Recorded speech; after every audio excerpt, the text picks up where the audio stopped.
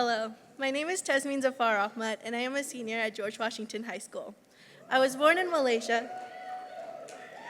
To parents from Indonesia and Myanmar. Growing up around various cultures and languages, I became fluent in one thing: confusion. Whether mixing up languages mid-sentence or fumbling greetings, I learned early that adaptation isn't an option, it's survival. At 7 years old, I assumed moving to the US would just mean swapping one kind of confusion out for another, but it turned out to be much more complex, beyond what my second grade mind could grasp at that time. I didn't yet understand how deeply the change impacted my family's life, and like a domino effect, it shaped mine too. With adult-like responsibilities, I wouldn't recognize the weight of until later. The English I'd learned in Malaysia was different from the English spoken here, and the cultural differences felt overwhelming. I remember the first time someone said, "What's up?" I instinctively looked up, expecting to see something interesting. Spoiler alert, nothing was there. The hardest part wasn't just adjusting, it was feeling isolated. I struggled to keep up in conversations, and many of my classmates kept their distance, likely because I didn't speak English fluently. I was a quick learner, not just because I naturally am, but because I needed to be. Once I got the hang of American English, my parents relied on me to translate documents, interpret at doctor's appointments, and navigate programs like SNAP and Medicaid. While my peers were learning multiplication and playground rules, I was helping with my financial forms by age 9 and managing my aunt's medical care by 11. It felt like I skipped childhood and became my family's unpaid assistant. Through those challenges taught me resilience, independence, and perseverance, qualities that continue to shape me today. By high school, I'd mastered survival, but I wanted to thrive, and that's when Minds Matter came in. When I first learned about Minds Matter, I knew it was an opportunity I couldn't pass up, but what I didn't expect was how much more I would gain beyond just college resources. I became part of a community that truly wanted to see me succeed. Minds Matter has introduced me to my incredible mentor, James and Megan, who have helped me through this long and overwhelming college process. I had heard inspiring stories of mentor and mentee bonds, but wasn't sure how to bridge the gap between expectation and reality. Our early conversations felt awkward, like we were waiting for the right time to click, but their patience and genuine interest helped me open up. They've answered my questions, reassured me in moments of doubt, and I cannot imagine navigating through this journey without them. Last semester, I was drowning in college essays, financial aid forms, and home responsibilities. One Monday night session in November, I sat across from my mentor, struggling to articulate my worries. Instead of offering quick solutions, they listened. Megan reminded me that my struggles didn't define my potential, and James helped me break everything down into manageable steps. By the end of the session, I felt lighter, not because the workload had disappeared, but because I knew I wasn't alone.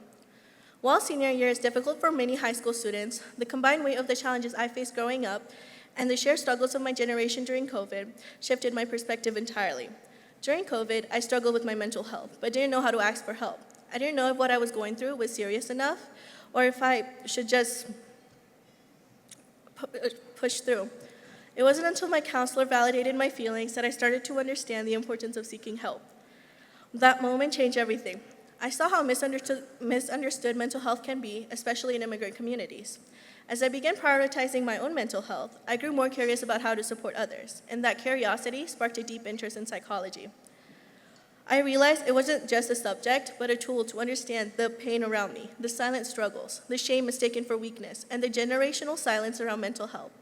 While researching summer programs for Minds Matter, I knew I wanted to explore opportunities out of state, both to gain experience and to see if I wanted to go to an in-state or out-of-state college. I was torn between 3 fields: criminal justice, psychology, and neuroscience. I'd already explored criminal justice and felt a personal pull towards psychology, while neuroscience was a newer curiosity. So when I found the National Student Leadership Conference program offering both psychology and neuroscience, it felt like a chance to kill 2 birds with 1 stone. Therefore, I attended the NSLC program at UC Berkeley last summer.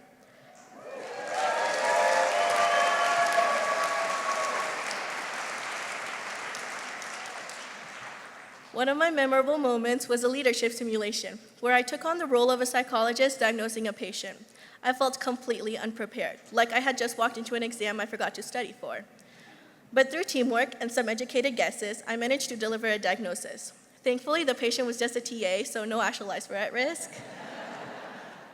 Beyond academics, I explore Berkeley campus, met students from across the country, and experienced college life. Minds Matter had made that experience possible, from helping me choose the program to preparing me for the experience. This program not only helped me grow as a leader, solidified my interest in psychology, and reaffirmed my desire to make a difference, it ignited my determination to transform mental health support for immigrant communities. Seeing the silence around mental health in immigrant communities, I knew awareness alone wasn't enough. Change needed action. In college, I plan to join mental health awareness clubs and collaborate with students who share the same goal of spreading awareness and reducing stigma. I want to organize events, start conversations, and ensure that minority communities have access to the resources they need. My goal is to rewrite the script on mental health in immigrant households, where a therapist's couch is as valid as a doctor's office, and how are you is met with honesty, and where asking for help is a sign of strength.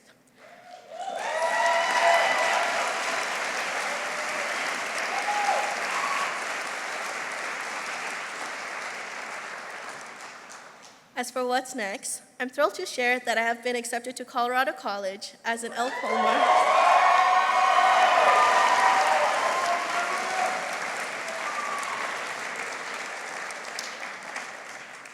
Pomar Scholar and Bridge Scholar.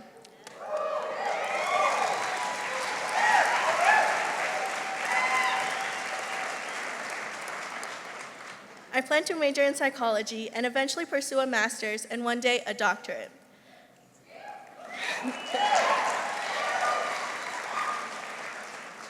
In my culture, there's a saying, "Gajah mati meninggalkan gading, harimau mati meninggalkan belang."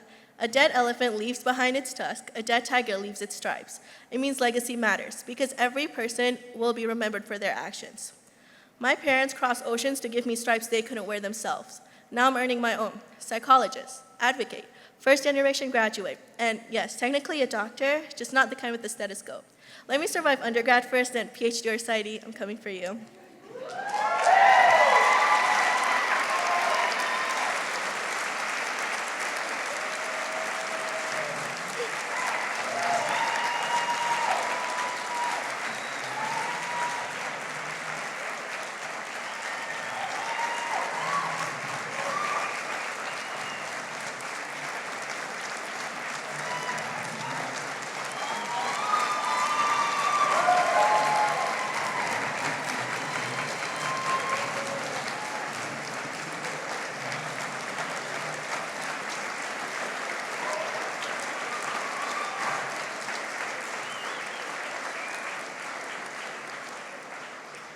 Right now, I know this much. I want to build bridges where people can talk about mental health without shame, to be the person who listens, really listens, when someone finally says they're not fine.